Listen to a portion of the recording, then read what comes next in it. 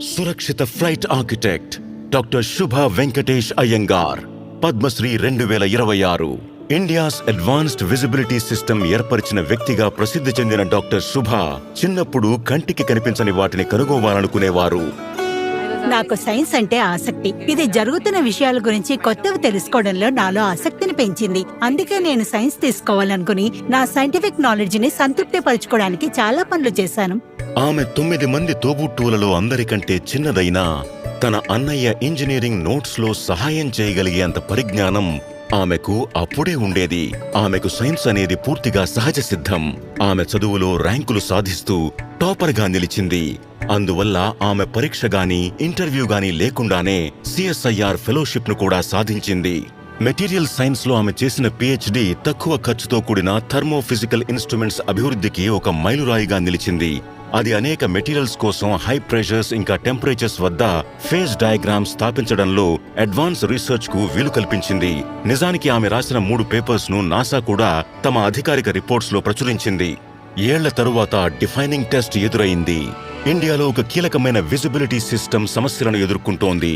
ఆమెకు 3 నెలల సమయం మాత్రమే ఇవ్వబడింది. ఆమె దృష్టి విజిబిలిటీ మెజరింగ్ సిస్టమ్ ఇంకా ఏవియేషన్ వెదర్ అబ్జార్ప్షన్ సిస్టమ్ ప్రవేశపెట్టారు. ఇది చాలా పటిష్టమైనది, సుదీర్ఘ కార్యాచరణ జీవితాన్ని కలది. ప్రపంచవ్యాప్త ఖర్చులలో కొంత భాగం ఖర్చుతోనే తయారైంది. గతంలో అనేక ఎయిర్పోర్ట్స్ లో అమర్చబడ్డ ఇంపోర్టెడ్ సిస్టమ్స్ అన్ని డ్యూయల్ బేస్లైన్ సిస్టమ్ కి చెందినవి. అక్కడ 75 మీటర్లు ఇంకా 50 మీటర్ల దూరాల కోసం వేర్వేరు సిస్టమ్స్ ఉండేవి. కానీ దీన్ని కేవలం 30 మీటర్స్ బేస్లైన్ తో పనిచేసే సిస్టమ్ గా మార్చాం.